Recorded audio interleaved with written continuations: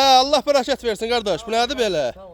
Bax 500 heyvanın içində. Hə. Bax belə 350'si, 400'ü bax belə yetikdi.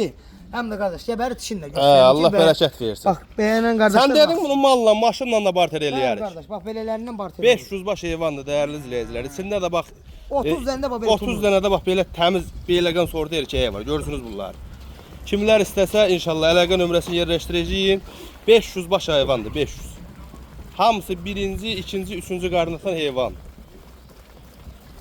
Görürsünüz bunları dəyərli izləyicilər. Hamısı birinci, ikinci qarna şişək.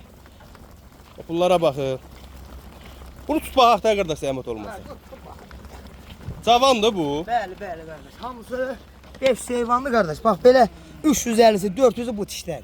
350'si, 400'ü belə birinci, ikinci qarnadır. Eləmi? Allah bərəkət versin. Bu erkəklərdəki dəyərli izləyicilər. Bax erkəklərdəki bunlardır. Hamısı bax belədir. Bax maşallah olsun. Hamısı bax belə sort heyvan. Allah bərəkət versin. Kim də neçə dənəsini istəsə dəyərli izləyicilər buyurub gəlib seçib götürə bilər. Görürsünüz bunları. Bunların hamısı birinci, ikinci qarna şişək. Ha qardaş bu nədir belə? Qardaş bax belədir. Bax. 150 dənə, 200 dənə də bax belə özümə damazda saxlamışam. Hə, Allah bərəkət versin. Şişəklər də bunlar. Yox, hələ külək vurmuyor qardaş. Bunlar Eləmi? indi vurur. Kim istəsə belə maşınla, malla barter eləyə bilər.